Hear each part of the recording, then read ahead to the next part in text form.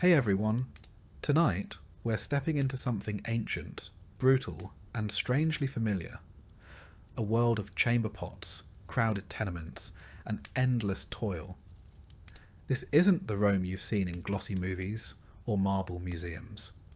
No emperors, no gladiator duels, just the daily grind of survival in a city built on the backs of people history forgot. So before we descend into the underbelly of the Roman Empire, take a second to like the video and subscribe. But only if you're into this kind of slow, gritty storytelling. And let me know in the comments, where are you watching from and what time is it for you? I love seeing how far this little sleep experiment travels. Alright, turn the lights down low, maybe throw on a fan or get settled under the covers, because you're about to wake up in ancient Rome, and odds are you're not making it to nightfall. Congratulations! You've just woken up in ancient Rome, not in a palace, not in a marble villa surrounded by fountains and toga-clad servants feeding you grapes. No, you've landed where most people lived, where the plumbing is theoretical, the walls are one good fart away from collapse, and your upstairs neighbour is always stomping around like a gladiator on leg day. You're in an insula, the Roman version of an apartment building. Sounds promising, right? Maybe something with a courtyard, a bit of sunlight? Wrong. The Latin word insula literally means island, and that's the first clue that you are absolutely stranded. You're on the 4th floor, if you're lucky. Anything higher than that, and you're basically living in the rafters of a fire hazard. These buildings are made of brick, wood, and wishful thinking.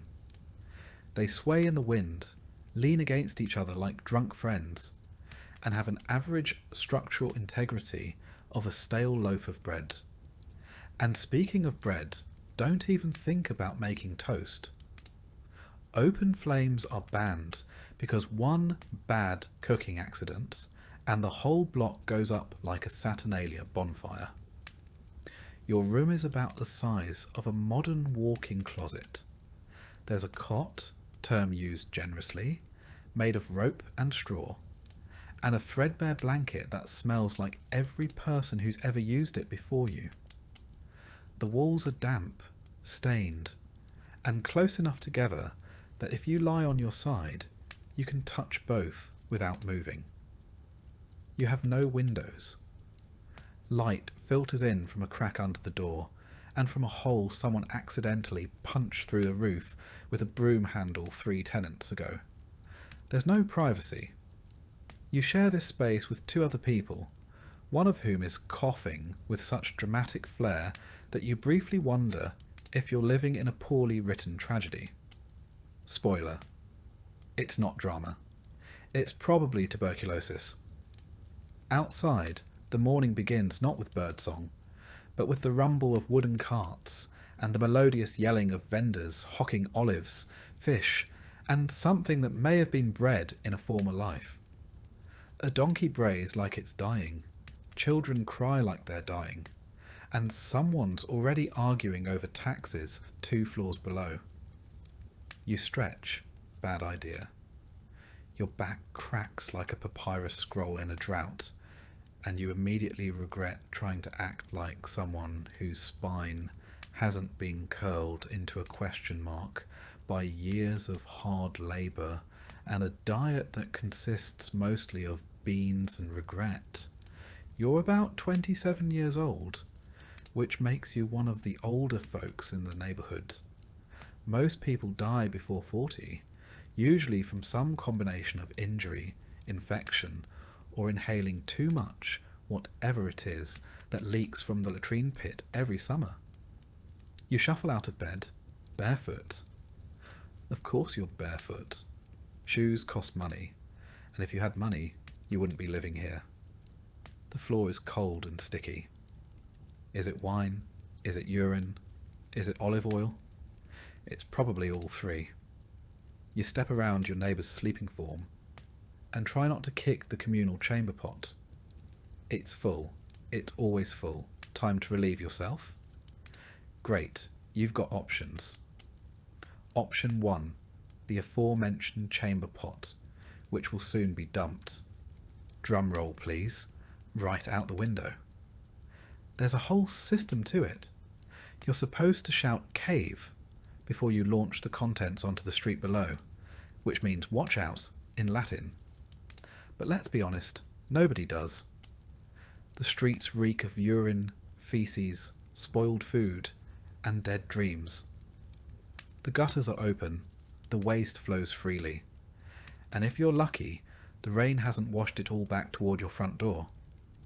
Hygiene, you ask? That's adorable.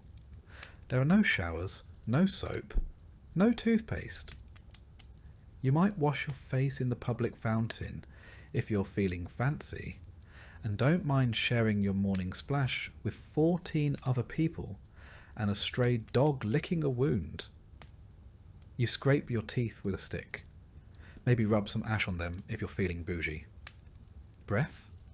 It smells like a fermented mixture of old lentils and existential dread. Still, you pull on your tunic, your one tunic, and head outside. It's made of rough wool or linen, stained in ways you've long stopped trying to identify. It smells like mildew and human. No deodorant, no underwear. You tie it at the waist with a rope and hope it holds. If not, congratulations.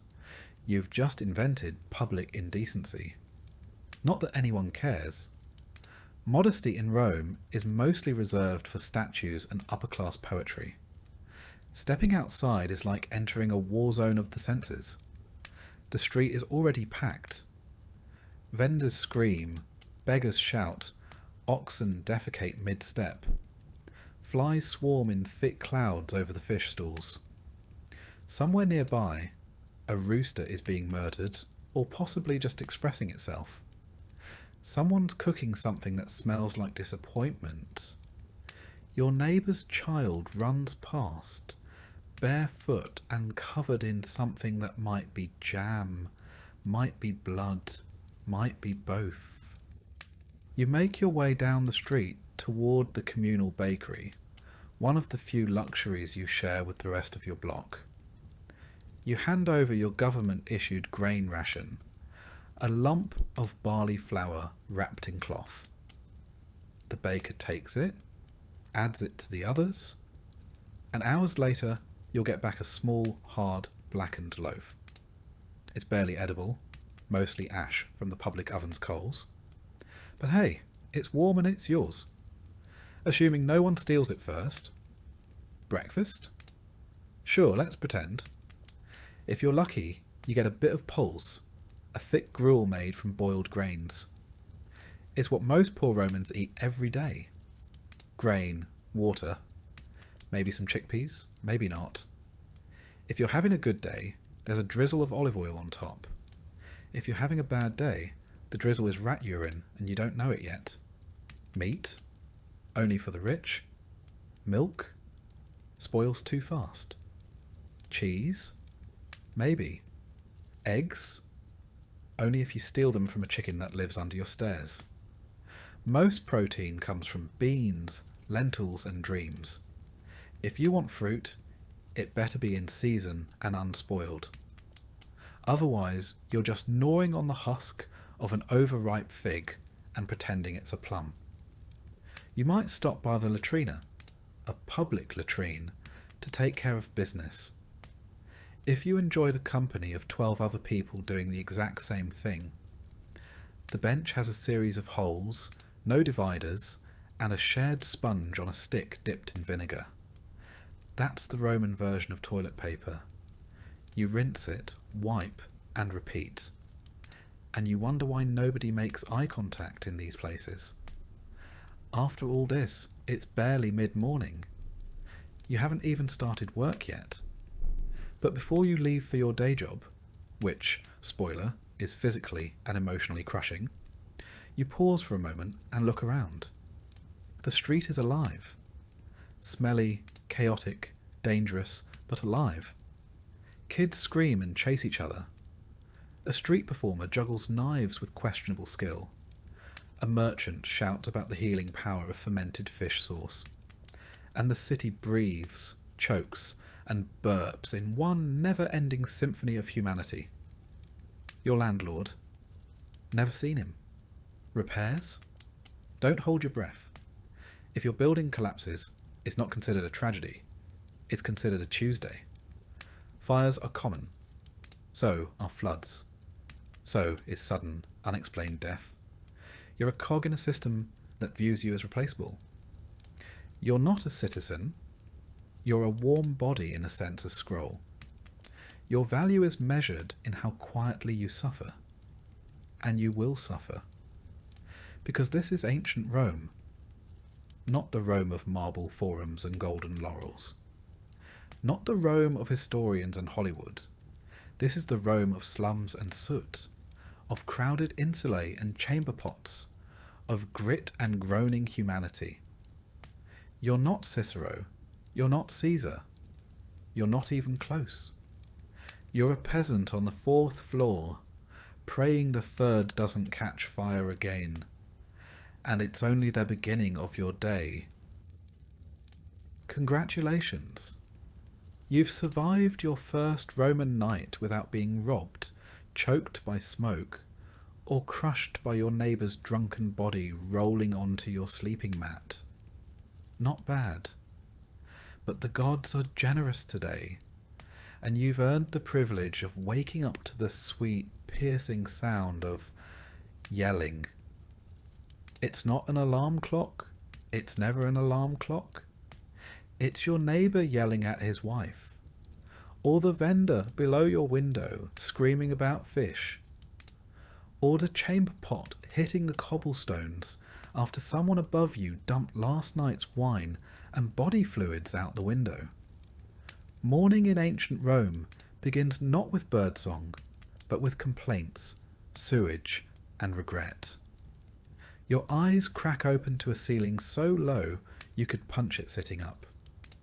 You're lying on a straw mat, shared with your younger sibling, your cousin, possibly a stranger who paid your landlord 2 denarii to squat in the corner overnight.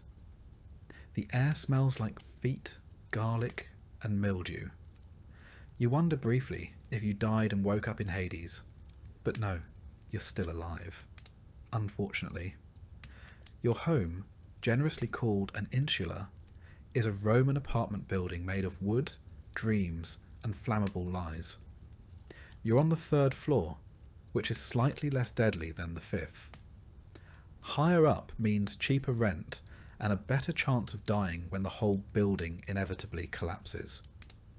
Down below, the rich enjoy sturdier homes and indoor plumbing. Up here, you enjoy rats, water leaks, and the subtle creaking that reminds you this structure is held together by hope and mould. You swing your legs over the side of your mat and immediately regret it. The floor is damp. It's always damp. Water? Wine? Blood? Who knows? The answer doesn't change the fact that your only sandals were stolen last week, and you've been walking barefoot ever since. You gingerly avoid the sticky patch in the corner and stand, stretching your aching back like a cat that's been kicked down a flight of stairs. Time to wash up, you say? Cute. There is no basin, no sink, no soap. You wipe your face with a damp cloth that may or may not have once cleaned your landlord's armpits.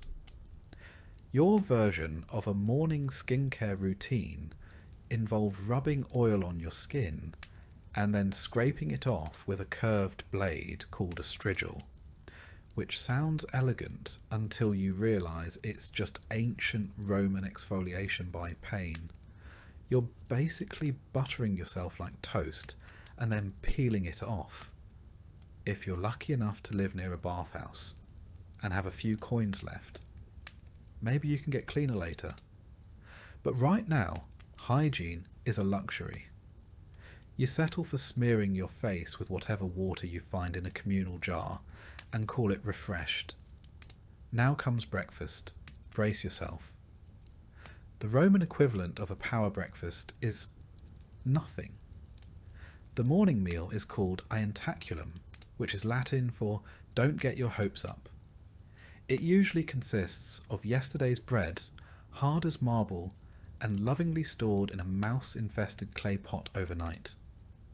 You soften it by dipping it in watered-down wine, a drink that tastes like vinegar with trust issues. If you're feeling fancy, maybe you get some olives or a smear of garum, the famous Roman fermented fish sauce that smells like low tide and failure. It's Rome's favourite condiment, used on everything from meat to vegetables to moments of crushing despair. It's the ketchup of the ancient world, if ketchup were made from rotting mackerel.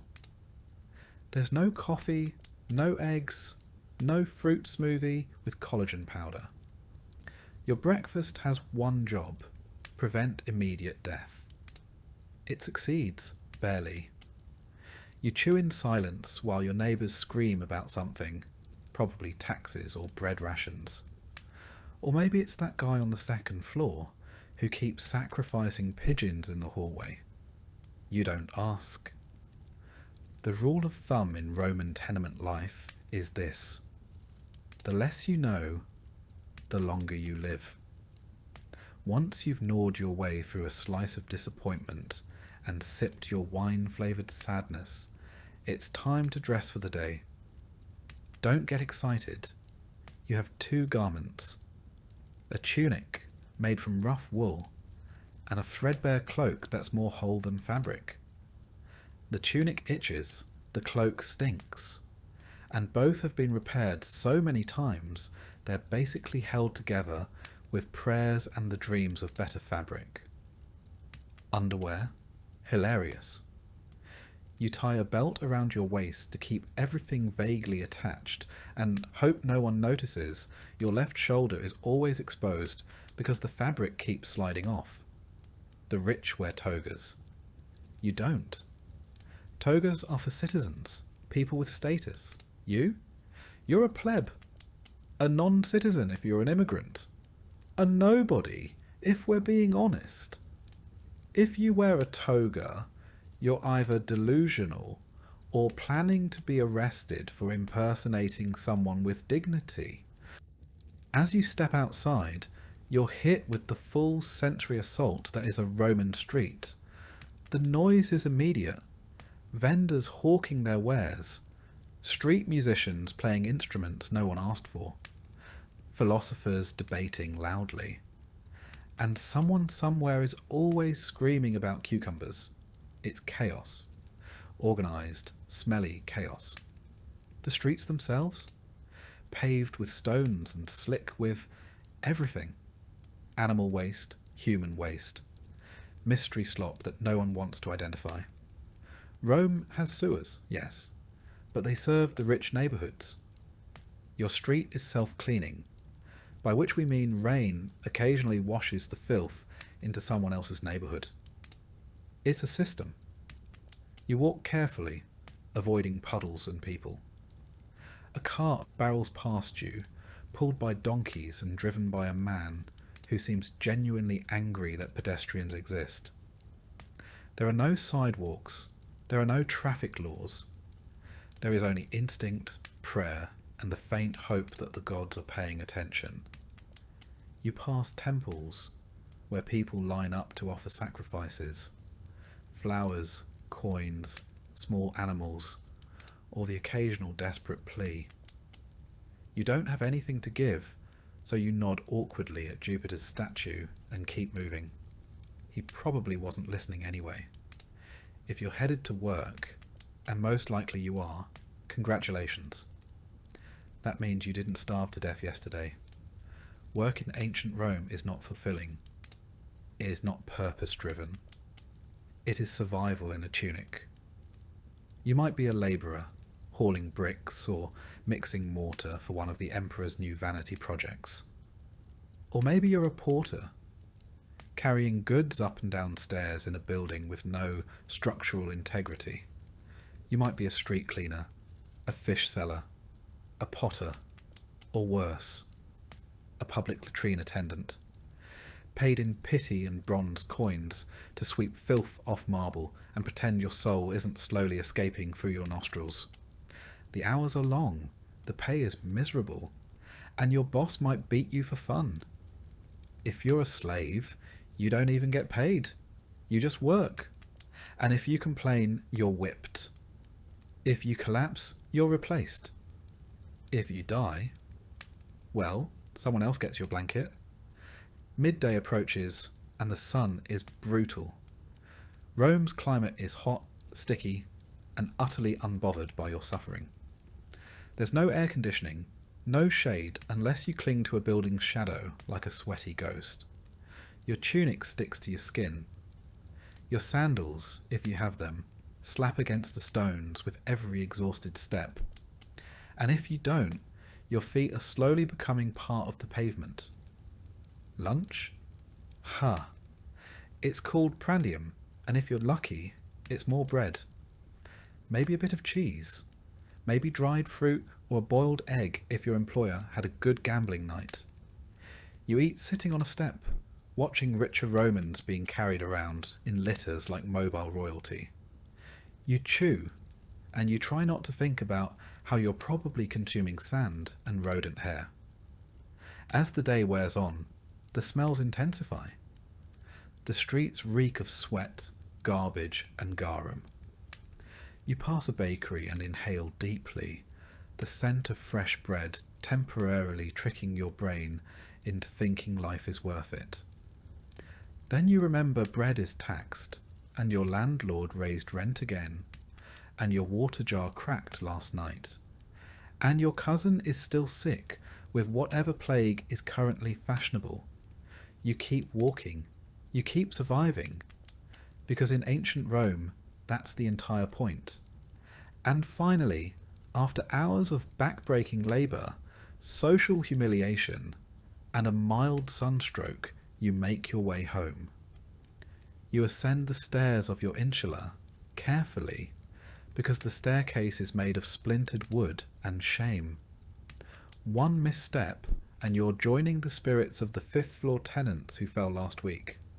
You reach your door. You enter. It's dark, cramped, and smells like boiling cabbage, even though you don't have any cabbage. Someone is already asleep in your corner. You don't ask who they are. You just lie down next to them and close your eyes, hoping you don't dream about the bucket. And with that, your Roman morning ends. Was it glorious? Was it dignified? Absolutely not. But you survived.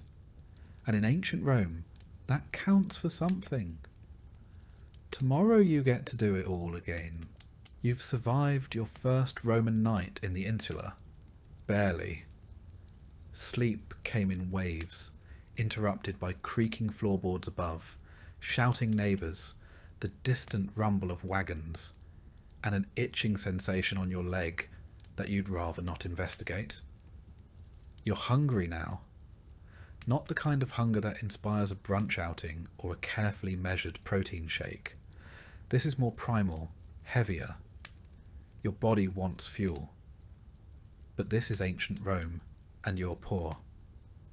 So, what you're about to experience isn't breakfast. It's survival. The Romans didn't believe in breakfast as a significant meal, not in the way we do. They had a word for it. Ientaculum. A small, early meal typically consumed by those who had to work long days. For the rich, it might consist of bread dipped in wine, cheese, olives, or even a bit of fruit. But you're not rich. You're a plebeian, one of thousands crammed into the belly of the city, eking out a life in the shadow of Rome's grandeur.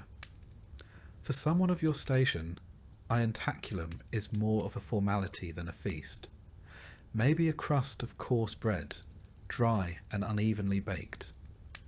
This bread is likely a leftover from the day before, or the day before that. Made from barley or spelt, grain types considered suitable for the lower classes. It's dense, dark, and has the mouthfeel of something chipped from a wall. There's no butter, no jam, and certainly no eggs or honey. Those are the luxuries of someone with coin and status. What you might have, if luck has smiled upon you, is a bit of pulse. Pulse is the quintessential Roman peasant food. A porridge made from farro, emmer, or barley. It's cooked with water and occasionally seasoned with a drizzle of oil or the faintest hint of herbs, assuming you have any. It's not pleasant exactly. It doesn't nourish so much as it fills. A heavy, steaming paste that sits in the stomach like an anchor.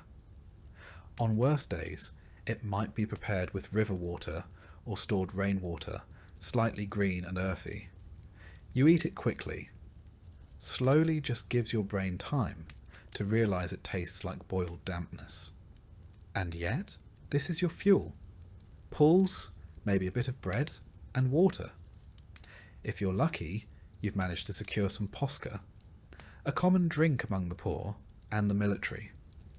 It's made by mixing vinegar with water, sometimes infused with herbs, if available. It sounds unpleasant, and it is, but it's far safer than drinking untreated water straight from a public fountain or cistern. The acidity of the vinegar kills bacteria and masks the taste of unclean sources. It's sour and sharp, but it does the job. The public fountains of Rome flow constantly, fed by those legendary aqueducts. But that doesn't mean the water's clean where you live. Rome's water system was advanced, yes, but only until it reached the labyrinthine lower districts. There, the water quality depended heavily on the maintenance of lead pipes and the cleanliness of the castella, the distribution tanks feeding your block. And maintenance wasn't always a priority in neighbourhoods like yours. If someone upstream threw garbage, urine, or animal remains into the drainage channel, or worse, into the water itself, you'd never know until it was too late. Hunger is a quiet constant for you. Even when you eat, it never really fades. Food is expensive, and most of your earnings go toward rent, taxes, or staying on the good side of your local patronus. So you ration what little you have. You learn to chew slowly, savouring every bite like it's a luxury. There's no variety. You eat what's available, and more often than not, that means you eat the same thing every day. Meat? Almost never. The occasional salted fish, usually garum-cured scraps, or sardines so pungent they could double as weapons. Meat is reserved for the upper classes, for religious festivals, or as part of a soldier's rations. If you do get your hands on some, it's offal. Organ meat, bones, things the rich don't want. You don't waste a single scrap. As for fruits and vegetables, they appear sporadically. You might find some wilted leeks, onions, or turnips in the marketplace at a discount near closing time. Apples and figs are seasonal, and while Rome's Mediterranean climate makes such things abundant in theory, your wallet tells a different story. You buy what others don't. Split fruit, half-rotten dates, bundles of wilted greens, all wrapped in yesterday's gossip and grime. It's edible technically.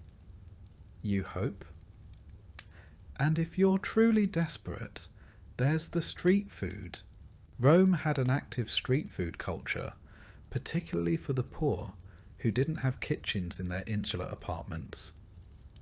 The popinae, small taverns or hot food shops, line the alleyways of working-class neighbourhoods. For a few asses, the copper coins of the realm, you might get a bowl of stewed lentils, seasoned with whatever bones or drippings the cook could find. Perhaps a small skewer of meat, heavily salted and suspiciously chewy. Or a honey cake made from stale grain, barely sweet, and baked hard enough to require soaking before eating. These places are busy, smoky, and loud. They smell like hot oil, burned flour, and sweat. The clientele includes labourers, criminals, out-of-work veterans, and the occasional freed slave. They're not always safe. Fights break out, money disappears. But they're your only shot at something warm, and you keep coming back. It's important to understand that most Romans didn't cook their own food. The lower classes lacked private kitchens. Fire laws made it dangerous to cook in cramped wooden apartments, so communal ovens and public eateries filled the gap. But that also meant you were always dependent on merchants, on bakers, on the shifting prices of olive oil and grain. Speaking of grain, it's the backbone of the Roman diet. The government knows this. That's why they introduced the annona, the grain dole, a state-sponsored distribution of grain to eligible Roman citizens. If you qualify, you receive a monthly allowance, enough to make bread or poles for a few weeks. It's not generous, but it's better than nothing. For many, it's the line between hunger and starvation, but access isn't guaranteed. You need to be registered, male, and Roman. If you're a woman, a foreigner, or a slave, the annona isn't for you. You find other ways. Food for you is rarely fresh. Bread goes stale quickly. Pools clings to the bottom of pots long after it should have been scrubbed out. What you consumed today was cooked yesterday, or last week. Spoilage is common. Flies are constant. But waste is unthinkable. You eat around the mould. You scrape off the bad parts.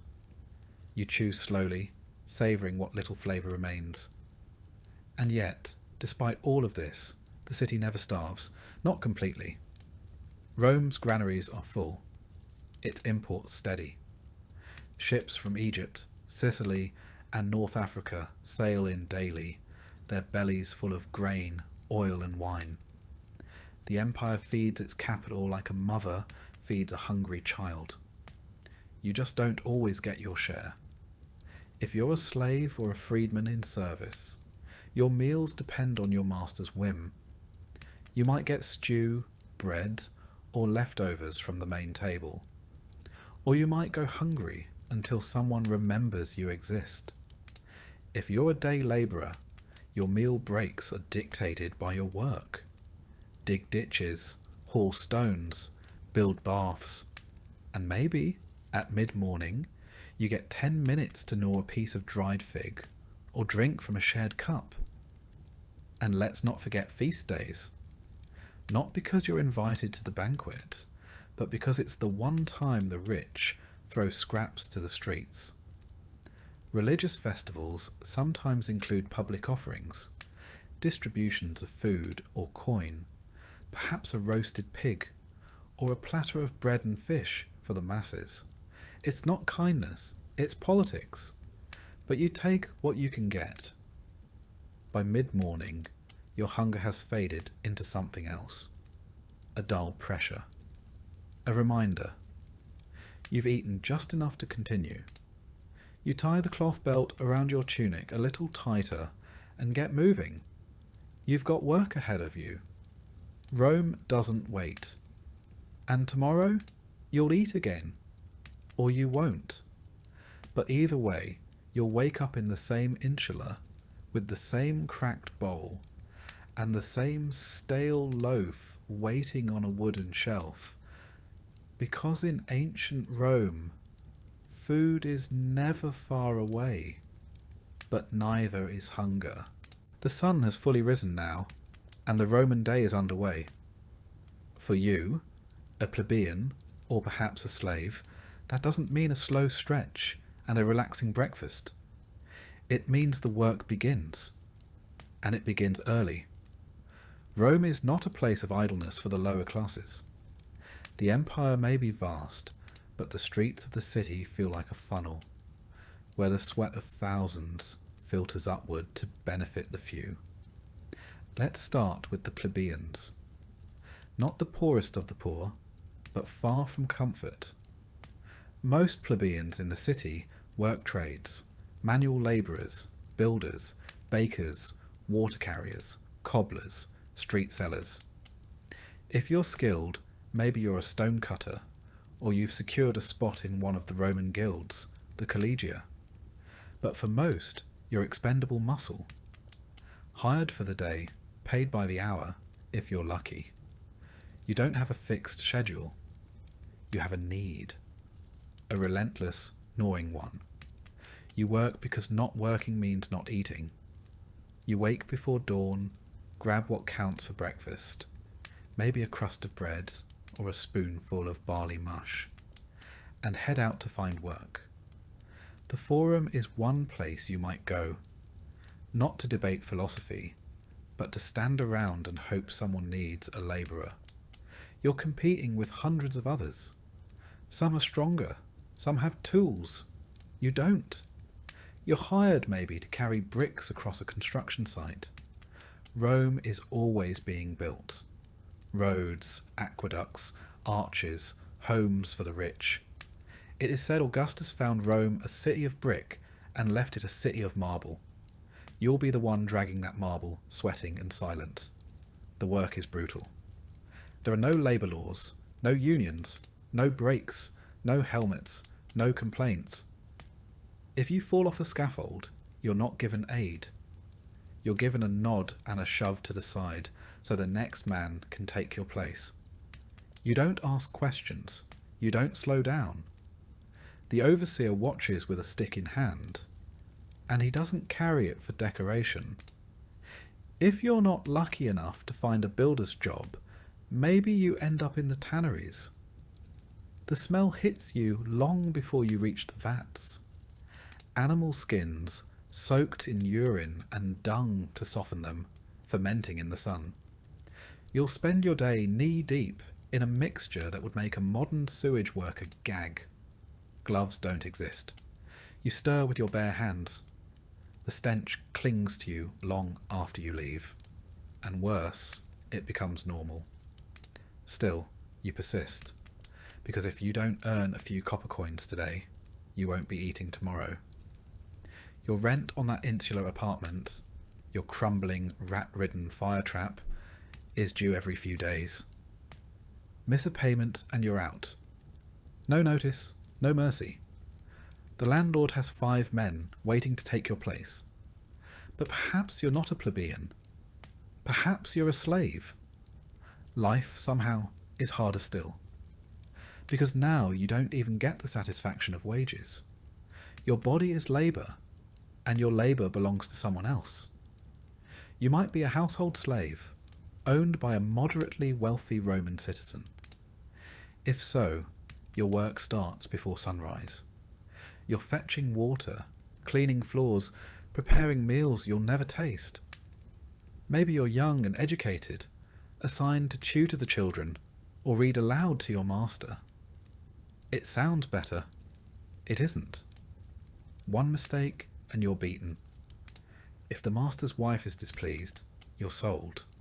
There are no protections. No court to hear your case.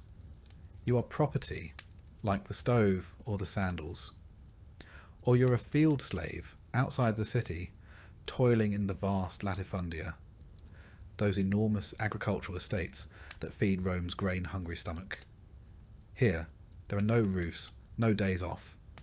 You wake with the sun and bend until it sets. You plant, plough, harvest, sweat. No matter how hot, how cold, how sick you feel, you work. The overseer doesn't care if you collapse. There are chains for those who slow down. For those who run, there are whips. And for those who rebel, there's crucifixion. A public one. Along the roads where others can see. Some slaves are trained for skilled labour. Stone carving, pottery, weaving. But that doesn't make the whip any less real. It just means your blood stains a different kind of floor. And what of the women? If you are a woman, slave or free, you labour too. Not on the scaffold or in the forum, but in quieter ways that bleed just as much. You're grinding grain with a heavy stone hand mill, your arms aching as you turn the quern hour after hour. You make bread, wash clothes, fetch water, tend fires, clean, mend, weave. If you're poor, you might also sell small goods in the street or offer your services as a wet nurse or a midwife. In desperate cases, you might sell yourself. Prostitution is legal in Rome, taxed even. It is not a profession of glamour. It is survival. There are no toilets in your insula, no kitchens. So you make do in the alleyways or public spaces. Fires are frequent, the stairs collapse. Your children are not safe. Not from hunger, not from illness, not from the building itself. Life expectancy is low. Infant mortality is high. Your child's best chance is to survive to 5. Feds, there are no toilets in your insula, no kitchens. So you make do in the alleyways or public spaces. Fires are frequent, the stairs collapse. Your children are not safe. Not from hunger, not from illness, not from the building itself. Life expectancy is low. Infant mortality is high. Your child's best chance is to survive to 5. After that, it's still a coin toss. And yet, Rome moves on. The senators debate. The aristocrats drink wine on shaded terraces. Their banquets are filled with stuffed dormice and honeyed dates. Below them, unseen, you sweat, bleed, and endure. Your work is invisible but indispensable. The aqueducts flow, the grain ships arrive, the streets are swept because of people like you. Sometimes the monotony is broken, not for a festival or a feast, but for something worse, a fire, a collapse, a riot. Rome is a tinderbox of labour and inequality. The gap between the rich and poor isn't just wide, it's weaponised. If a fire starts in your insula, the ladders don't reach the top. There are no fire escapes. You carry your children, your pots, your life on your back, and hope the flames stop before your floor is reached. Or maybe you're caught in a food riot. The grain dole is late, the bread is mouldy, the people are hungry. You crowd the forum, shouting with the others, demanding your portion. The guards arrive, batons, shields, blood in the streets. You are dispersed, not heard. And then there's disease. Filth lines the alleys, latrines overflow. The Tiber, your drinking source, is also a sewer. You wash clothes in it, you bathe in it, you drink from it. Parasites thrive. Illness spreads. You know the signs. A fever, the chills. A child coughing in the night. There is no doctor. No apothecary for your kind. Only rest, prayers and hope. And hope rarely comes. But still you work. Because if you stop, even for a day, the city forgets you. The empire forgets you. And hunger remembers you very, very quickly. This is what it means to work in ancient Rome. Not to build wealth, or rise in rank, or find fulfillment, but to survive, to endure, to hope that perhaps your children will have slightly fewer blisters on their hands than you did. It is not glamorous. It is not heroic. It is labour at its most brutal, its most thankless. The empire was not built by emperors. It was built on the backs of men, women and children who worked until they broke and then were replaced. Now, as the midday sun climbs overhead, your tasks are only half done. There is still cleaning, cooking, tending to the hearth, carrying water, hauling waste, your stomach growls, your fingers cramp, your feet blister inside sandals that barely hold together, and no one is coming to relieve you. Not today, not tomorrow. Welcome to the workday in ancient Rome. You wouldn't last a single one. Congratulations. You've made it past the market, survived the street toilets, and managed not to get mugged for your shoes, if you were even lucky enough to have shoes. But now comes the real challenge: going home. Or, more accurately, climbing into the creaking, overcrowded, highly flammable tinderbox that you are expected to call home, your insula. You live in an insula not because you chose it, but because you're poor. And in ancient Rome, poor people don't have houses, they have layers. Multi-story apartment buildings, packed so tightly that sunlight is more rumour than reality. Your insula is 6, maybe 7 stories tall. Illegal technically, but so is half the city. And bribes are as Roman as togas. It's built of wood, clay, and wishful thinking, leaning slightly to one side as if preparing to collapse out of sheer exhaustion. You climb the stairs. Slowly, carefully. Because elevators haven't been invented yet, and the building sways when someone sneezes on the second floor. The higher you go, the worse it gets. Wealthier residents stay on the lower floors. Better ventilation, easier access, and a lower probability of dying in a fall. You, on the other hand, are up near the roof, where the air is thin, the ceilings are low, and the rats have built a local economy. There are no private rooms, no insulation, and definitely no plumbing. Just a single room shared with your family, your livestock, and any opportunistic creatures that wander in through the cracks. The walls are made of mud brick, and your door doesn't quite close. But hey, you have a curtain. Luxury. And what about fire safety, you ask? Good question. Fire is your most constant, faithful threat, because every home needs fire to cook, to light, to warm. But there's no chimney, no ventilation, and no fire code. Open flames flicker from oil lamps and cooking hearths, inches away from the wooden beams that hold the whole place together. One spark, one gust of wind, and the entire block could be reduced to ash within the hour. Firefighters exist technically, but they are mostly slaves owned by the Vigiles, the Roman fire brigade, and they're more interested in watching your insula burn so they can demand a bribe to intervene. In 24 BCE, Augustus formed the Vigiles to stop Rome from burning down every 3rd Tuesday. But let's be honest, they're underpaid, overworked, and famously corrupt. If you can't pay, they'll let it burn and confiscate whatever's left. They call it enforcement. You call it a robbery with extra steps.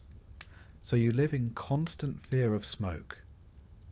Every night you sniff the air before you sleep, wondering if that's dinner next door or the beginning of the end. Your belongings, what few you have, are always packed for a quick escape.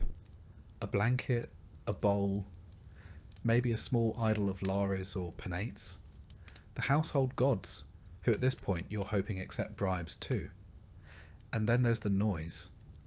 Rome is never quiet. Carts aren't even allowed during the day, so they all roll through the streets at night. The wheels grind like thunder on stone. Vendors shout, drunks sing, lovers argue, dogs bark, and someone somewhere is always playing a flute badly. Privacy is a fantasy. Your neighbours hear everything. Your arguments, your snoring, your gastrointestinal tragedies. And in return, you hear theirs. But maybe it's better than being alone. Because loneliness isn't common here.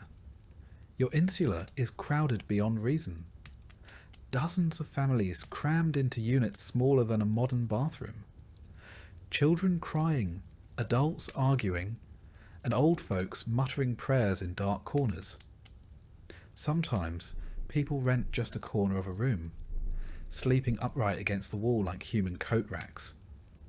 When it rains, your roof leaks. When it doesn't, it still leaks. The water trickles down the inside walls, pooling on the floor. feeding the mould that grows behind your bed mat. The floorboards creak.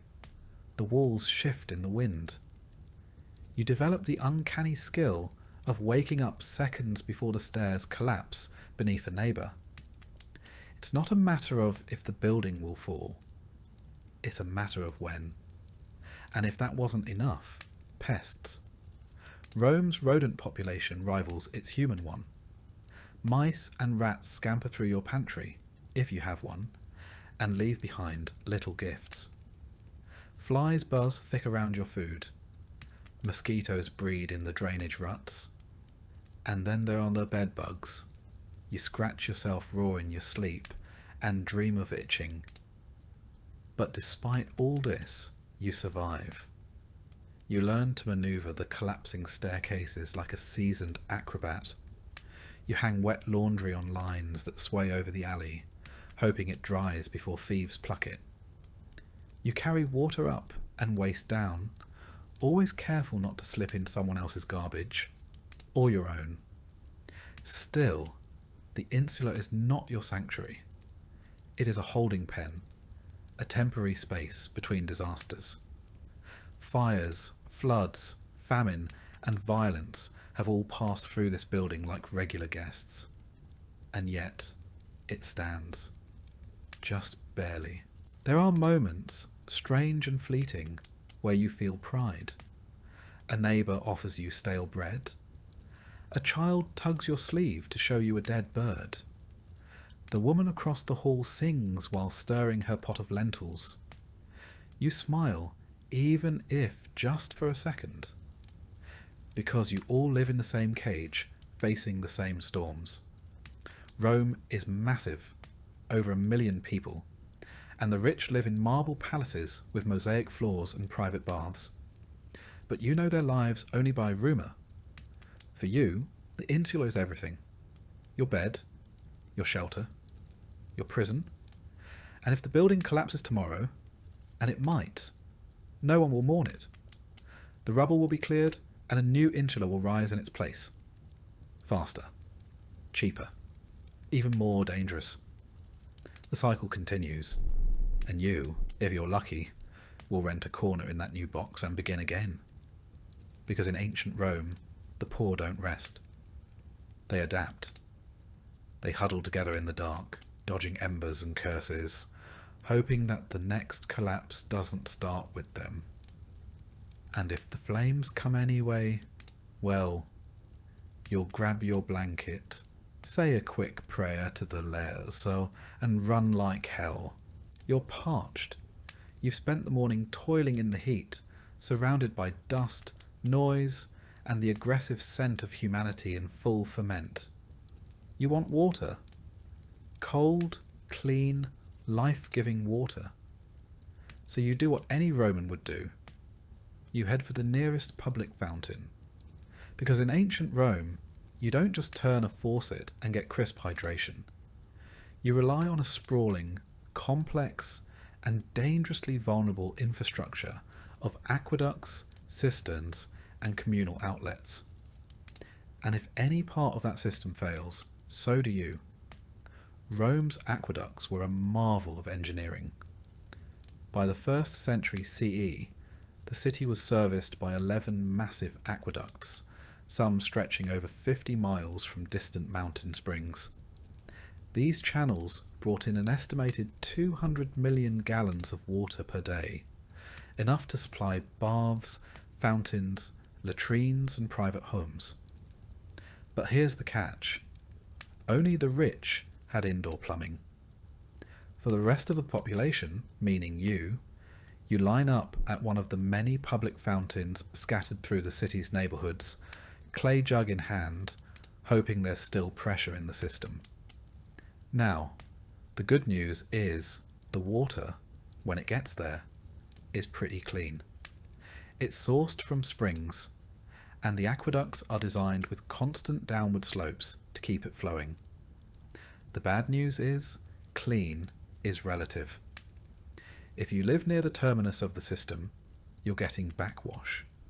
Water already passed through several baths, toilets, and industrial laundries. Add to that the occasional sabotage, illegal tapping, or natural sediment build-up, and you're not exactly sipping spring water. More like tepid mineral soup with a hint of lead, because yes, many pipes are made of lead. Not that the Romans understood the long-term neurological effects, but if your thoughts start feeling fuzzy and your coordination's off, don't blame the gods, blame the plumbing. And if you think that's bad, just wait until nature calls. Most Romans didn't have private toilets. Apartment dwellers, like you in your top floor insula, use pots, buckets, or chamber pots. When full, the contents are dumped out the window or into the nearest gutter. Yes, the famed Roman sewer system, the Cloaca Maxima, still runs through the city like an underground lifeline. But most waste doesn't make it that far. It sits in the street, baking in the sun, mixing with animal droppings, and slowly forming a biological miasma strong enough to peel paint off a fresco. And if you're wondering why shoes are so important in Rome, that's your answer. You're not walking on stones. You're walking on yesterday's dinner in its final form. There are public latrines, of course, and if you're lucky or desperate, you can pay a small fee to use one. These are long stone benches with holes carved in them, positioned over flowing water channels. There's no partition, no door, just a row of strangers making eye contact while trying to pretend nothing awkward is happening. You sit shoulder to shoulder with a retired centurion and a 12-year-old olive vendor, all contributing to the same stream of civic solidarity. The Romans believed in shared experiences. This was one of them. Toilet paper? Not a thing. Instead, you use a tessorium, a communal sponge on a stick, kept in a bucket of vinegar water. It's exactly as horrifying as it sounds. You hope the guy before you had good hygiene. He didn't. Nobody does. You wipe, you stand up, you wash your hands if there's water nearby, and then you move on. Probably to the nearest bathhouse, which, thankfully, is where things get slightly better. The Roman bathhouse is part spa, part gym, part social network, and part biological experiment. There are over 800 public bath complexes in Rome by the time the empire is in full swing. Some are grand like the baths of Caracalla or Diocletian, where marble columns soar above mosaic floors.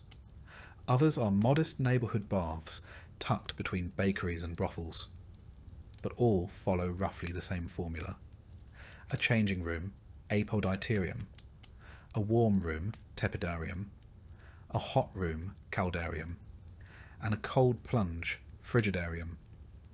You strip down, deposit your clothes, good luck if they're still there when you get back, and start sweating your soul out in the heat.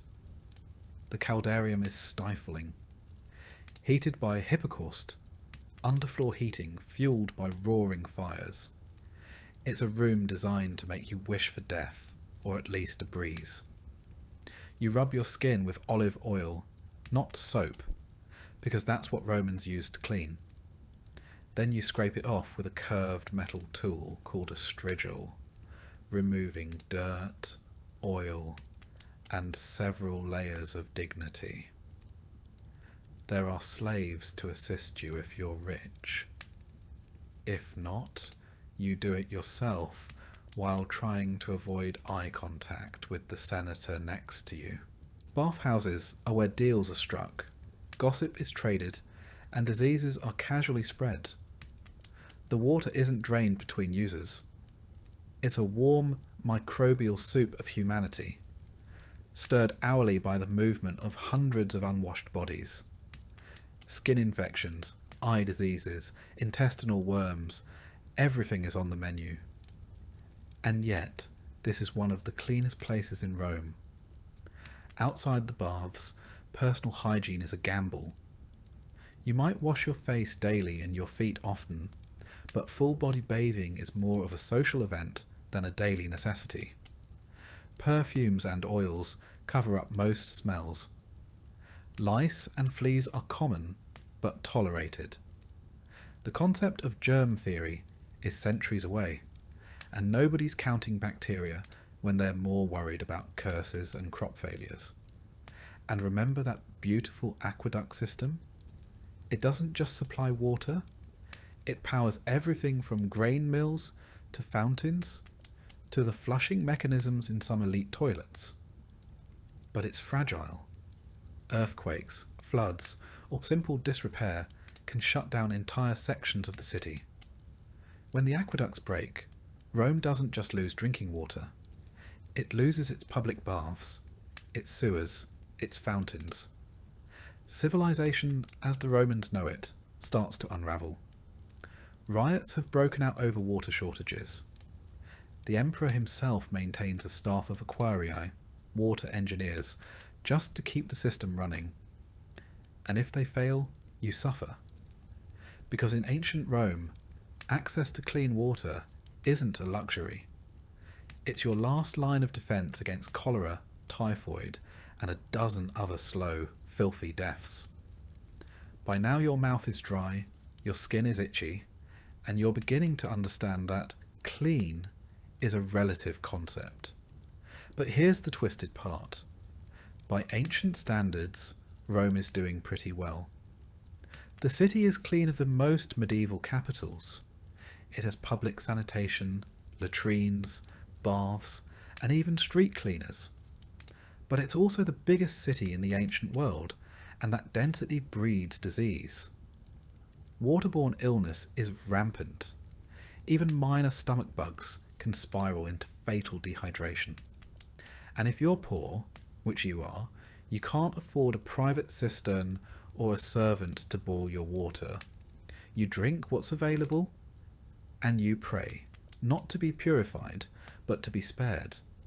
So the next time you fill a glass from the tap or flush a toilet with confidence, remember, in Rome, your survival depends on gravity, lead pipes, communal sponges, and the goodwill of an aqueduct built by a man who probably bribed his way through half the Senate. You don't control your water. You just hope it doesn't kill you. And on that hopeful note, it's time to think about lunch, if your stomach can handle it. If you've managed to survive the slop of a Roman street, dodge dysentery from a clay cup of aqueduct runoff, and work a full day in the choking heat of the Subura district without keeling over, you might think a bath would be the one mercy this city offers you. And to be fair, Rome is famous for its baths. But this isn't a hotel spa with cucumber water and lo-fi music. This is public bathing, Roman style. And for a plebeian like you, it's more about routine survival than luxury. Let's start with the setting. The Thermae, massive public bathhouses funded by emperors and designed to show off imperial grandeur, are sprawling complexes of steam, stone, and social politics. Think gym, barbershop, and social media feed all rolled into one. There are over 800 bathhouses across Rome by the 4th century CE, ranging from small balnea tucked into neighbourhoods to monumental structures like the Baths of Caracalla, which could host thousands of bathers a day. These places are architectural marvels: domed ceilings, mosaic floors, marble statues. But you're not here to appreciate the decor. You're here to clean yourself before your own body odour becomes a public health issue.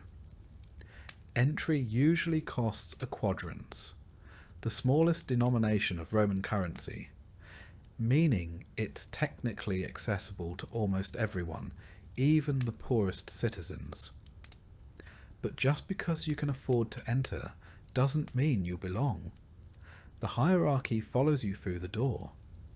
Senators and equestrians recline in the hot pools and gossip in the tepidarium while slaves like you scrub themselves with worn-out strigils in a corner, hoping no one important notices you tracking in street filth. The bathing process follows a predictable pattern. First, the apoditerium, or changing room. There are no private lockers. If you don't have a slave to guard your tunic and sandals, someone might walk off with them.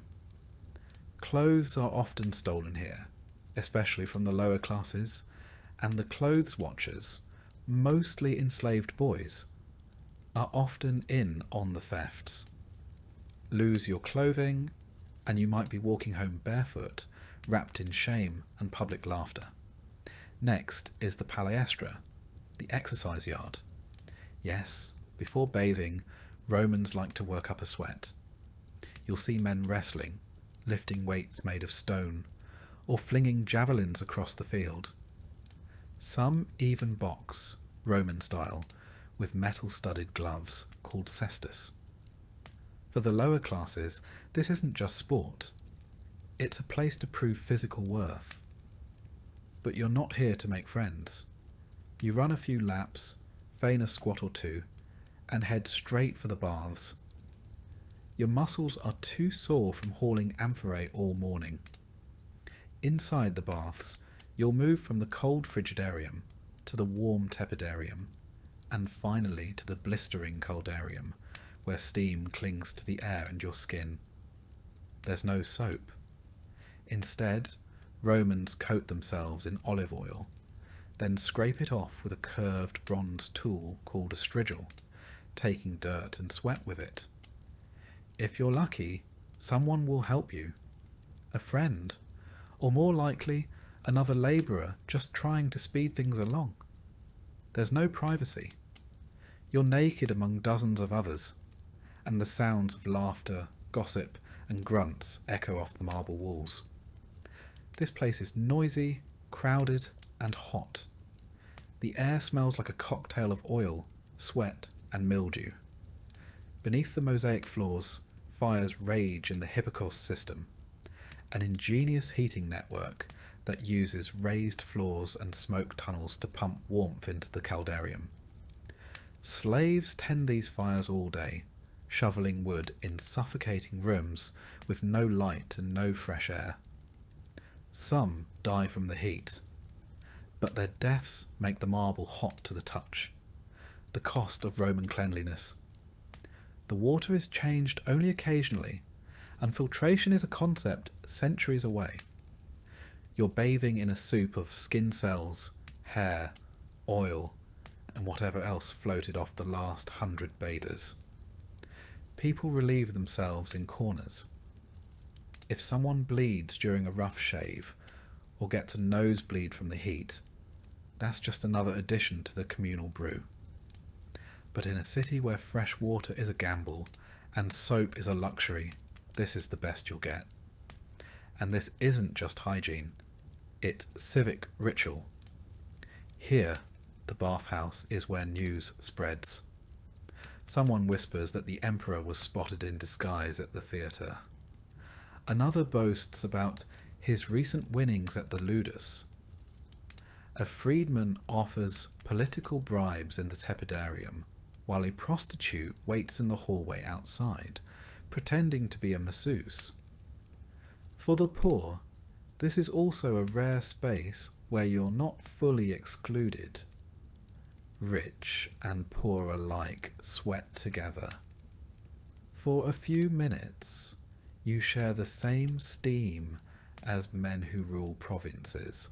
But there's a danger here too. Bodies pressed together in humid air make perfect breeding grounds for illness. The plague of Cyprian, which will one day ravage the empire, spreads partly through bathhouses. Skin diseases, infections, lice, and fevers thrive here. The stone benches are often slick with something unidentifiable, and a misstep can send you slipping face first into a tile pool lined with strangers. If you're injured, tough luck. The medicus in the corner knows less about sanitation than a modern child. Once you've scraped yourself clean and suffered the caldarium, you move on to the final step, the massage and oil rubdown. Again, if you can afford it. Most plebeians skip this, but let's say today is payday and you indulge. A low-ranking attendant slavers you in another round of olive oil, rubbing your limbs with rough hands and muttering in Greek or Aramaic. The oil stings the cracks on your skin, the cuts from the field, and the raw patch you got last week from walking barefoot. You smile through it. The pain is worth the brief illusion of luxury. Afterward, you dry off with a scrap of wool. Linen is expensive. And return to your street clothes, now damp with sweat. You check the hooks in the apoditerium. Miraculously, your tunic is still there. You step outside, blinking against the sun. You're clean, sort of. But the streets are still thick with dust, dung, and the smell of salted fish. Within 5 minutes, you're sweating again. Dirt clings to your sandals. A child vomits near your foot. The bath was never meant to last. Bathing in ancient Rome is not about cleanliness, the way we think of it today. It's about participation. About appearing civilized in a society obsessed with cultus. Grooming, display, and public performance. To be dirty is to be low, invisible. But to walk out of the Thermae, hair damp, oil glistening on your shoulders, is to momentarily rise above the grime of your station. Even if you'll return tomorrow to the same bucket of water and reused strigil. And if you think this is somehow indulgent, remember, for women, bathing was even more complicated. Separate hours or entire buildings were set aside, and while some enjoyed similar routines, many were kept at home, bathing with rainwater in cramped quarters. For enslaved women, bathing was sometimes done publicly by force, under the scrutiny of leering men or cruel mistresses. For the wealthy, a balneum, a private bath inside their villa, ensured you never had to mix with the masses. Heated by personal hippocaust, scented with imported oils from Arabia or Egypt, attended by silent slaves. But for the rest of Rome, the labourers, the couriers, the bakers, the sewer cleaners, the public bathhouse was a place of renewal, exhaustion, gossip, and risk. You went not to be healed, but to maintain the appearance of being human in a city that treats humanity like a fleeting luxury. The bath was not an escape. It was a pause from the heat, the stink, the fear, and the endless labour. It was a few minutes of semi-clean respite before stepping back into the furnace of Roman life. And with that fleeting relief, you head back out onto the cobbled road. Your feet still ache. Your skin is raw. And tomorrow, if you're lucky, you'll do it all again. Let's talk about Roman food. Not the banquets of emperors reclining on silk cushions with figs dripping in honey and servants fanning them with peacock feathers. You are not an emperor. You're not even close. You are, in fact, a plebeian. A working-class Roman in a cramped insula where breakfast is less about indulgence and more about surviving another day with enough calories to walk, work, and not collapse. So let's set the table.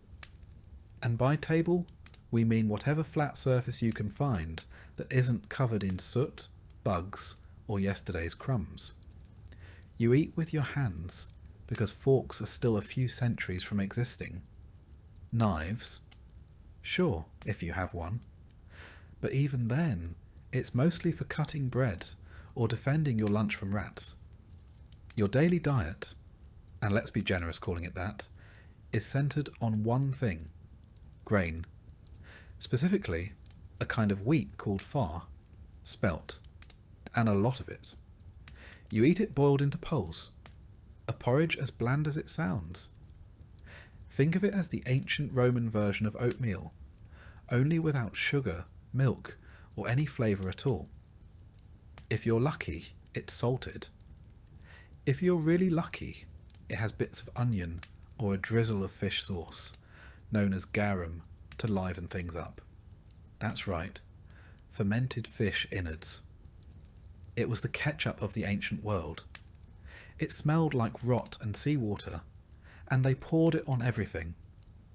Bread, when you can get it, is dense, coarse, and made from stone ground flour that might contain trace amounts of actual stone.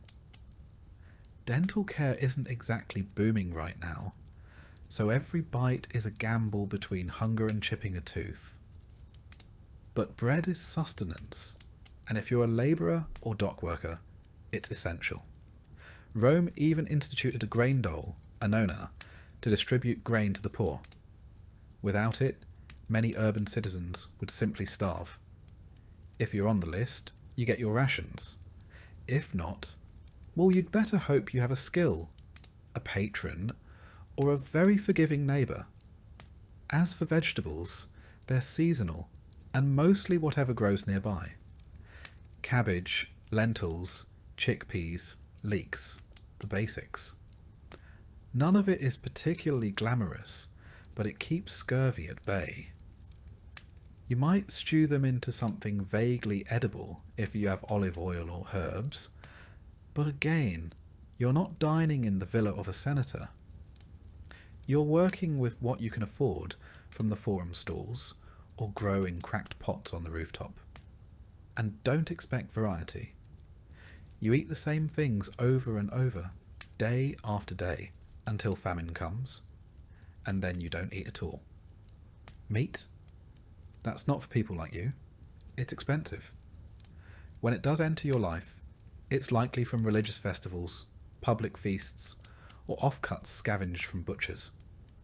More often than not, it's organ meat, boiled liver, intestines, trotters, lungs, the parts the wealthy don't want. You learn to chew fast and swallow faster. Spoilage is always a concern. There's no refrigeration, and what passes for fresh is heavily reliant on how tolerant your stomach is. If you live near the Tiber, the smell from the open-air markets might turn you vegetarian by necessity. Let's talk about the market, the macellum. It's loud, chaotic, and covered in flies. Meat hangs from hooks. Slabs of salted pork and strips of dried fish curl in the sun. Vendors shout, dogs bark, beggars loiter, and pickpockets glide through crowds like ghosts. You can buy fish, fruit, wine, beans, nuts, or eggs, if you can afford them. Everything is haggled for, weighed on crooked scales, and bagged in baskets or cloths you bring yourself. Your coin pouch, tied tight beneath your tunic, thumps nervously with every transaction. One bad purchase and you don't eat tomorrow. Water, like everything else, is complicated. Rome is famous for its aqueducts, but the water doesn't always make it to the poor. You might have access to a public fountain where the water is cleanish, or you might be drawing from a well near the latrines where it's not. To be safe, many Romans, including children, drink diluted wine. Not to get drunk, but because alcohol kills germs better than wishful thinking. A mix of water and cheap wine, called posca, is the hydration of the masses. It tastes like vinegar and hope. Now about those days when food runs out.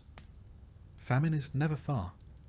A bad harvest in Egypt, a delay in grain shipments, or a corrupt official skimming off the top, and the city's food supply collapses. Bread prices triple. Riots break out. People storm bakeries, loot warehouses, and sometimes lynch the bakers. The emperor is expected to intervene. If he doesn't, he risks becoming lunch himself. Politically, if not literally. During famine, you survive on scraps, mouldy crusts, spoiled olives, stale beans, weeds from the roadside. You might boil bark or grind acorns. Pets vanish. The rats get smart. The pigeons disappear. People eat things they shouldn't. And when the plague follows the famine, as it often does, hunger turns to disease. Starvation weakens the body, and Rome's many illnesses move in like uninvited guests. There's another layer to all this. Class. Because while you're trying to stretch a hunk of rye bread for 2 days, the elite are feasting. In the villas of the Palatine Hill, couches line banquet halls. Slaves serve platters of roasted dormice, honey-glazed songbirds, oysters, figs, and dates soaked in wine. They sip from silver goblets. They toss bones to the floor. They bathe between courses. For them, food is a performance. For you, it's a necessity that never stretches far enough. Even in death, food tells the truth. Wealthy Romans are buried with elaborate funerary feasts, their tombs adorned with carvings of banquets and gods pouring wine. The poor? Maybe a piece of bread at your grave, if your family can spare it. Maybe a final sip of posca to send you off. In religious festivals, food becomes communal. Saturnalia, for instance, when masters serve slaves and everyone feasts together. But those days are rare and mostly symbolic. For the rest of the year, the lines are clear. Who eats well and who begs? Let's not forget storage and spoilage. You keep food in amphorae, clay jars sealed with resin, or in baskets hung from ceilings to deter rats. Preserving food means salting, smoking, drying, or steeping it in vinegar. Still, everything has a clock. Bread moulds quickly in the Roman humidity. Olives go rancid. Meat turns in the sun. Every meal is a gamble. Every bite is a risk. Even the insects eat well. Grain is stored in granaries, which are dark, warm, and crawling with beetles and moths. If you're lucky, you get your ration before it's infested. If not, well, extra protein. Most people don't even pick them out anymore. They're too small to matter. Children grow up with hunger. They learn to wait their turn. They learn which vendors give better scraps and which ones chase them away with sticks. Their bellies are often bloated from malnutrition, their eyes dull. Parents do what they can. Sometimes it means stealing. Sometimes it means begging. And sometimes it means going without so the youngest can eat. Yet through all of this, food is still culture. Even in scarcity, Romans cling to tradition. They bake religious cakes, prepare funeral meals, mark solstices with special dishes. They cook with pride, share what little they have, and pass down recipes, thin, watery ones, from mother to daughter, father to son. The tools are crude, the ingredients simple, but the effort is there. In graffiti on the walls of Pompeii, we find complaints about bad bread, insults to tavern keepers, even jokes about watery wine. Food was a common frustration, a common joy, a common reality.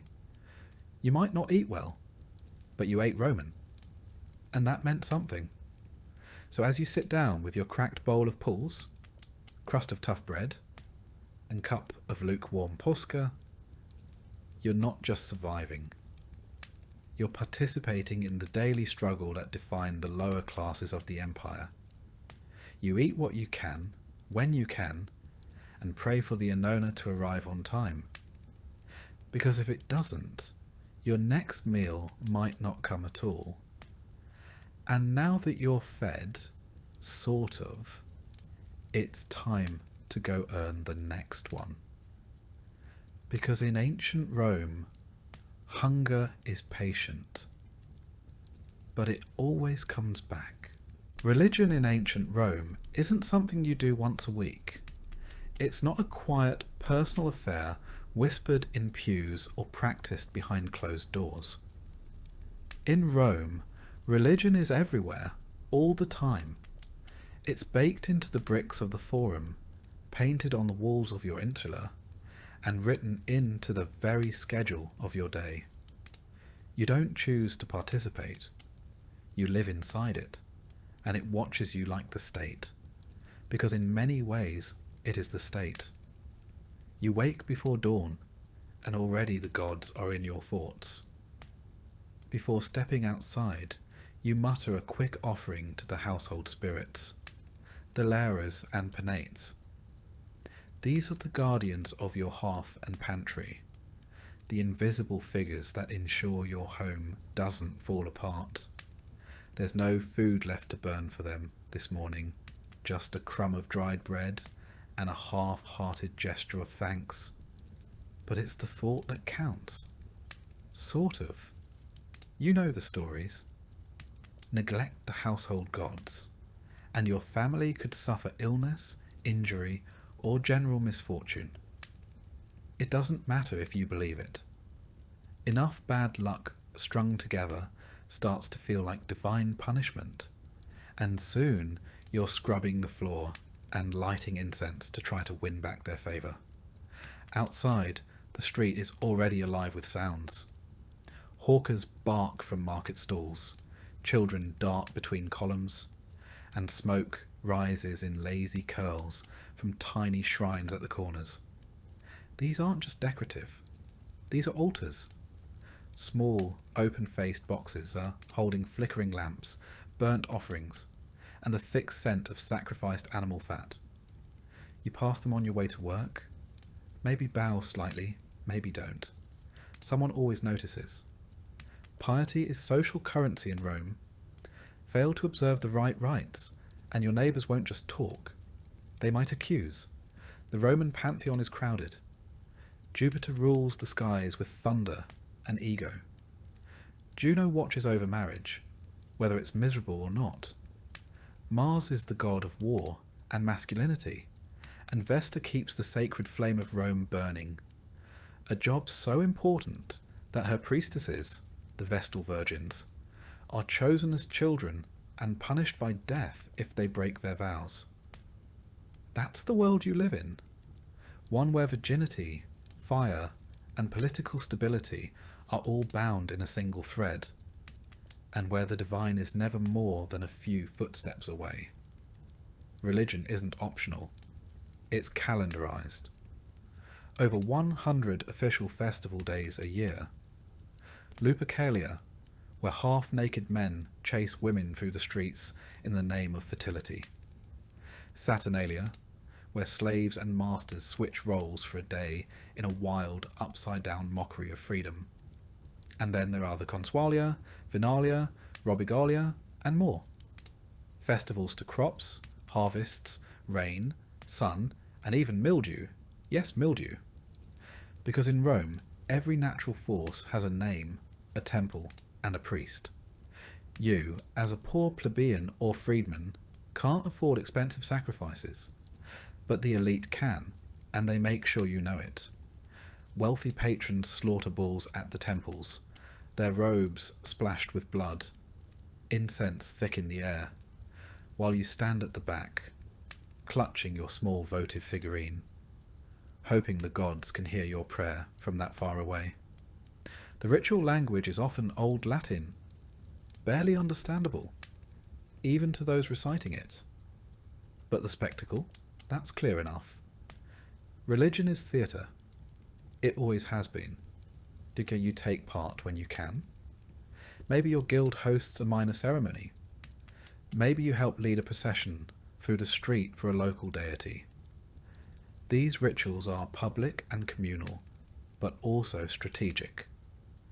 They reinforce your place in society, remind you of who rules, and give you a sense that, however lowly your station, you're at least part of something bigger.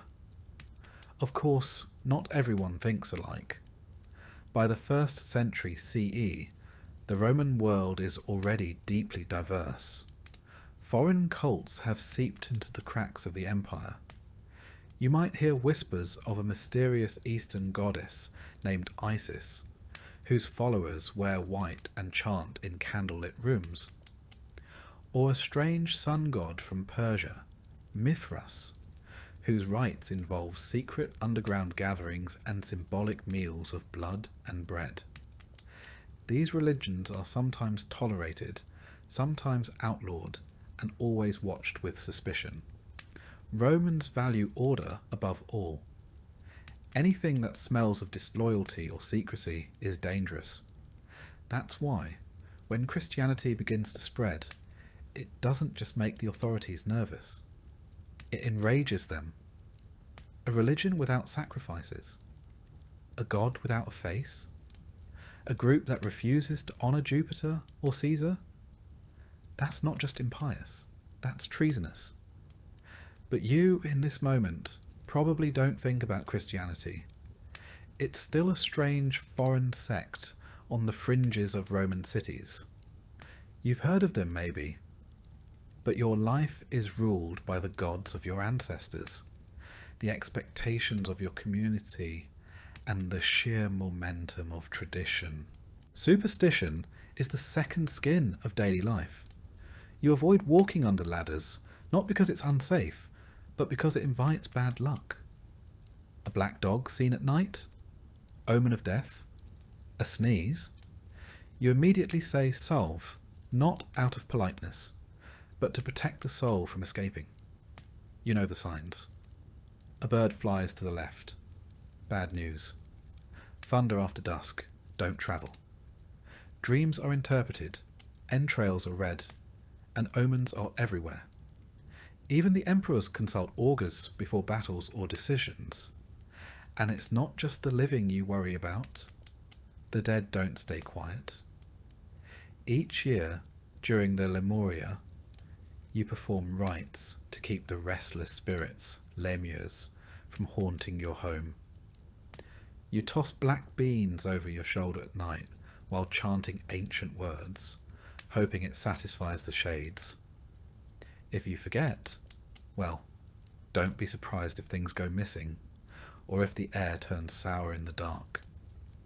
The temples are grand, of course, massive columns, gleaming statues, and priests in embroidered togas.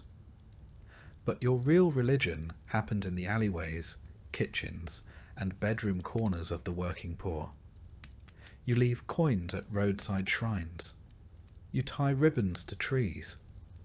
You mutter charms when your child coughs too hard. You wear amulets around your neck to protect against the evil eye. A mosaic on your doorstep might feature a dog, or a phallus, or both to ward off danger. To a modern viewer, all this might seem superstitious or quaint, but to you, it's life or death. Without antibiotics, germ theory, or psychology, you turn to the gods for explanation. Why did the fire start? Why did your baby die in the night? Why did the grain spoil in storage? The gods are fickle.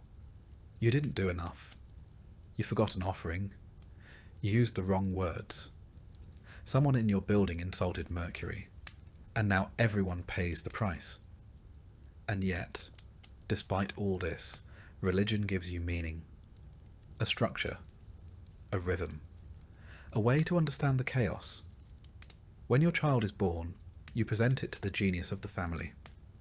When you marry, you light the ceremonial torch and bind hands with sacred ribbons. When someone dies, you mourn for the prescribed number of days, burn their possessions, and whisper their name until your throat goes hoarse. Because in Rome, remembering the dead is how you keep them alive. To be forgotten is the true death.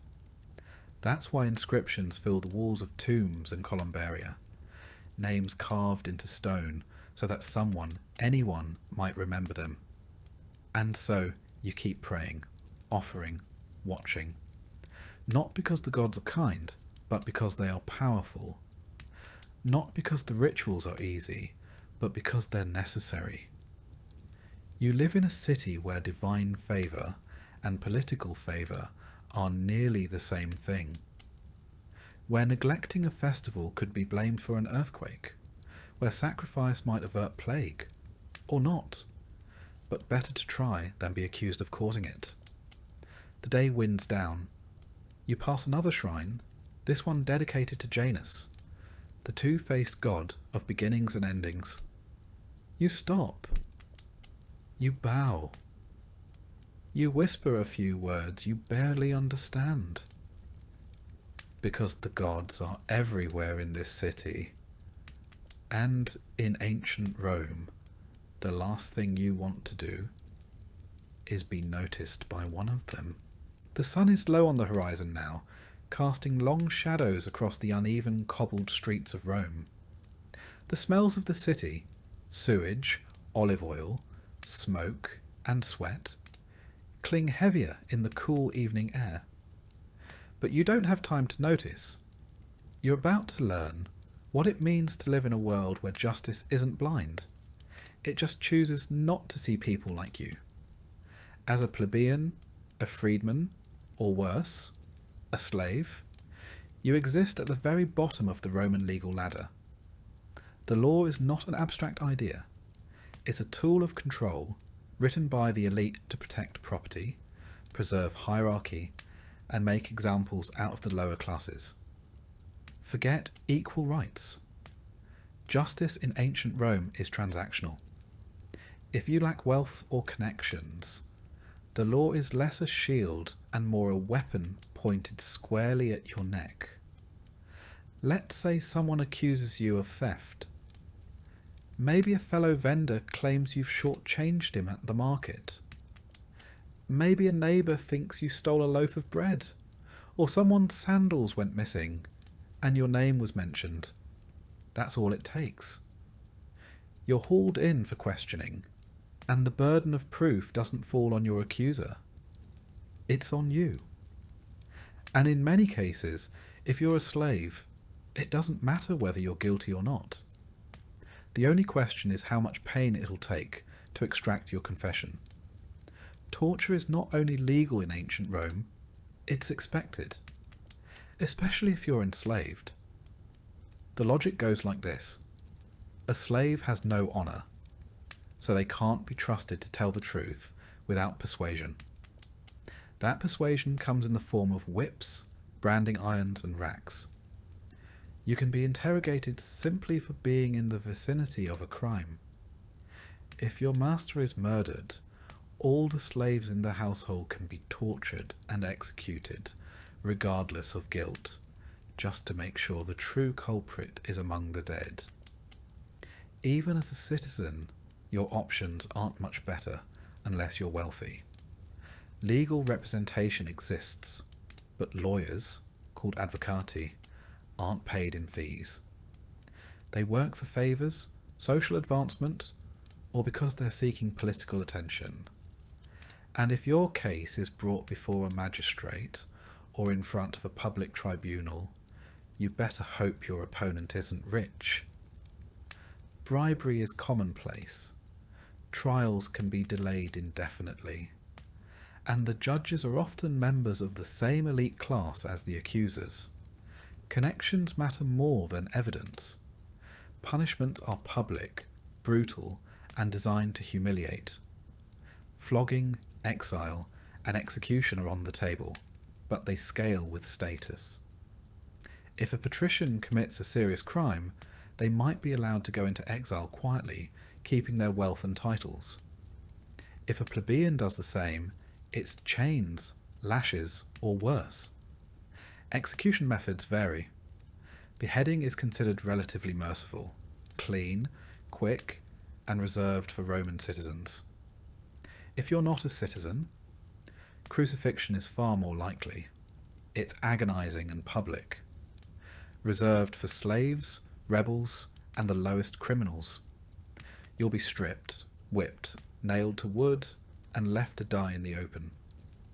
The birds will arrive before you're even gone. Romans view this not just as punishment, but as spectacle, one last degrading performance before death. But not every crime gets you executed. Petty theft might earn you a beating or branding. You could be tied to a post and scourged in the forum for passers-by to jeer at. Repeat offences might get you sold into slavery, yes, even if you were born free. Rome has no concept of rehabilitation. You're either useful to the state or you're disposable. Now imagine you're caught in debt. Maybe a bad harvest forced you to borrow grain. Maybe your family needed medicine. Debt in ancient Rome is dangerous. If you can't pay it back, your creditor has the legal right to seize your property or your body. You can be imprisoned, sold as a bondservant, or forced to labour to pay off what you owe. The system is predatory, and it's meant to keep the lower classes forever straining just to survive. And don't expect privacy or calm. Justice happens in public spaces, the forum, the basilica, sometimes even the market. Crowds gather to watch the proceedings, cheer on accusers, or jeer at defendants. For the Roman public, justice is part legal process, part blood sport, and part civic theatre. But perhaps the most chilling aspect is this: the law is deeply intertwined with spectacle. Rome's public games, executions, and military punishments blur the line between civic order and entertainment. Criminals sentenced to die might be thrown to wild beasts in the amphitheatre. This isn't metaphor. It's a Tuesday. A prisoner convicted of treason or theft could be chained and released into the Colosseum, unarmed, to be mauled by lions, leopards, or bears to the delight of thousands of spectators. The screams echo. The crowd roars. The Senate nods in approval. The logic behind this is both pragmatic and cruel. These executions are warnings, reminders of who holds power. And if they happen to distract the public from grain shortages, political scandal, or border unrest, all the better. For Roman women, the law offers even less protection. A husband can legally kill his wife if she's caught in adultery. A father can disown or execute his child under patria potestas, the absolute power of the male head of household. Domestic abuse isn't a crime, it's a family matter.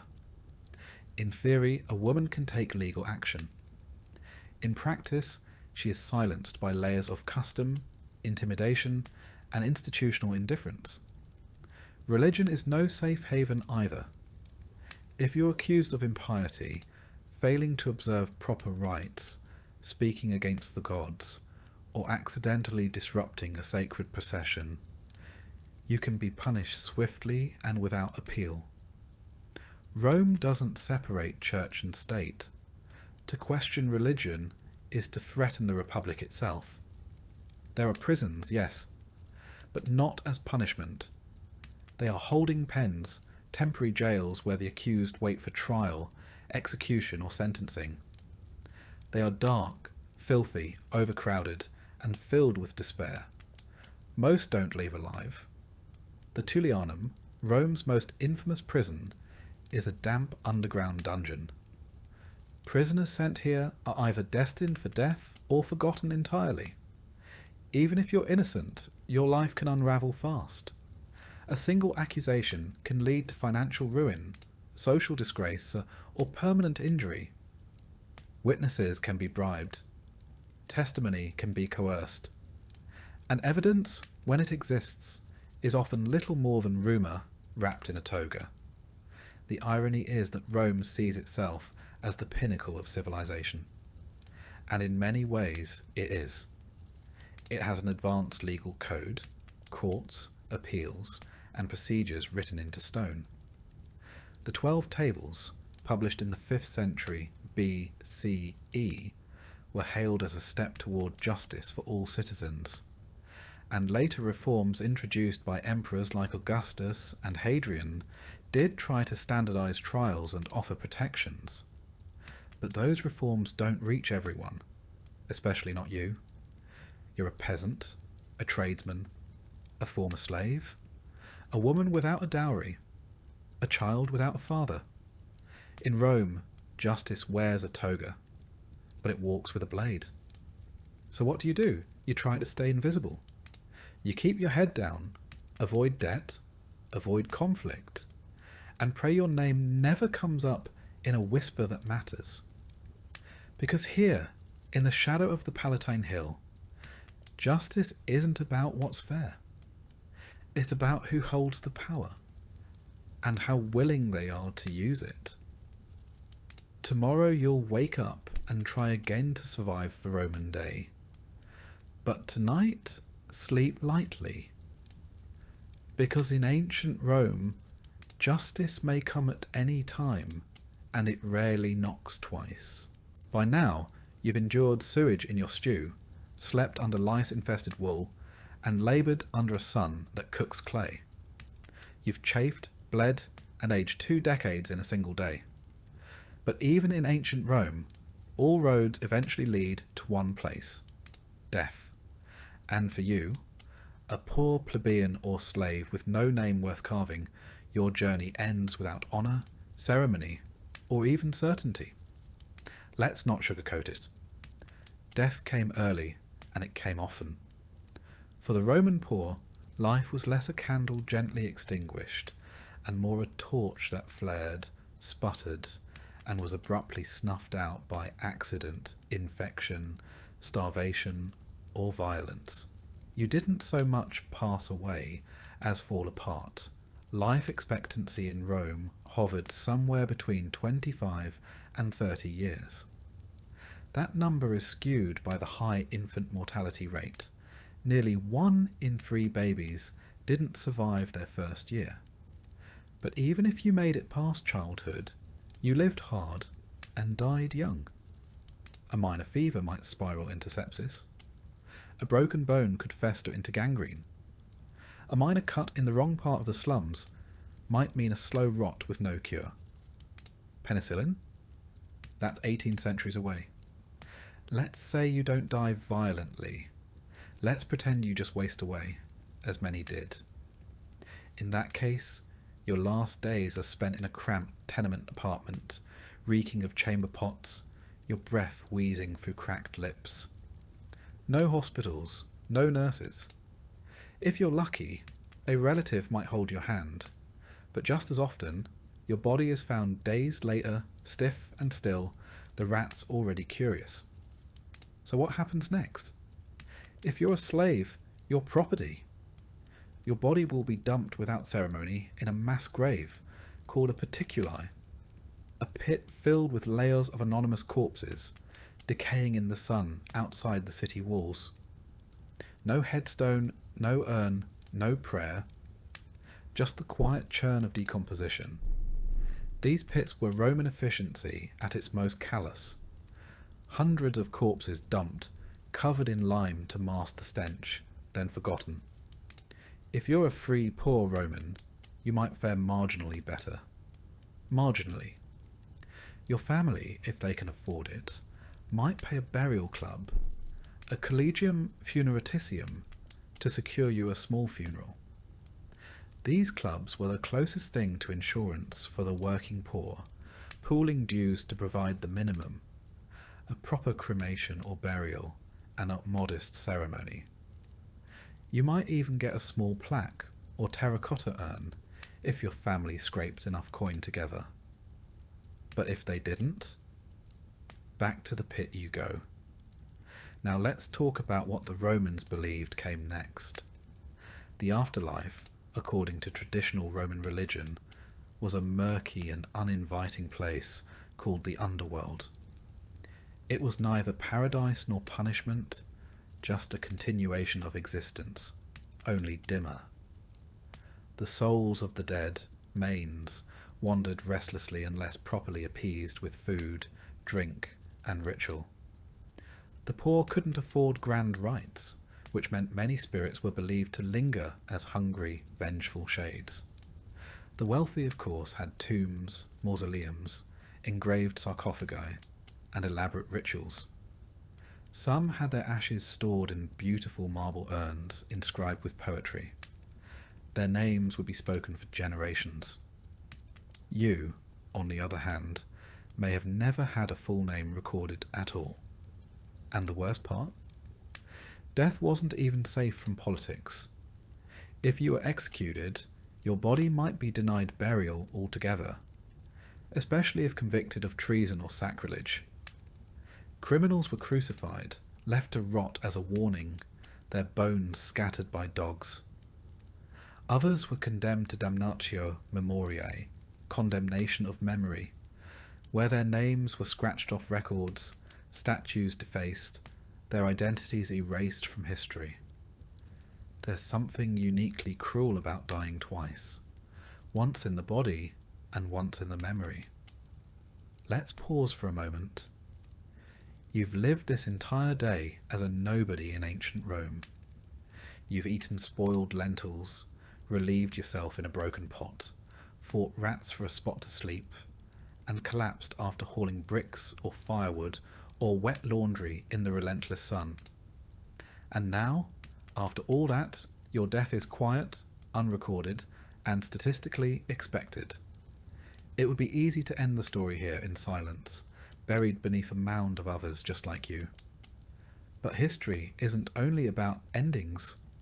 Sometimes it's about perspective. So let's take a breath. Right now, you're probably lying in a bed, a real one, with blankets that aren't alive. You likely have access to medicine, clean water, and food that doesn't require a risk assessment. You've brushed your teeth today. You've looked at a screen. You're not fighting for survival, not in the ancient sense. And yet, this Roman peasant you embodied today, the one scratching at lice, bartering for onions and ducking chamber pots, still matters, because they're real. Not by name, perhaps, but by the millions. Their backs built aqueducts and temples. Their voices echoed in forums. Their bones paved the literal roads that stretched from Britain to Mesopotamia. They bore the weight of empire, silently and without inscription. History often forgets the poor.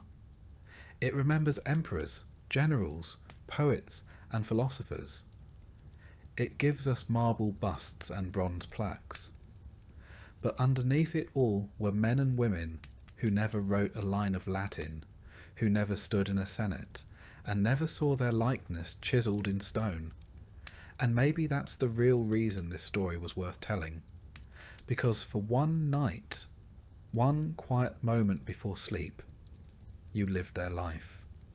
You felt the straw under their back, the cold breath of winter between cracked walls, the weight of hunger, and the absurdity of surviving a world designed to break you.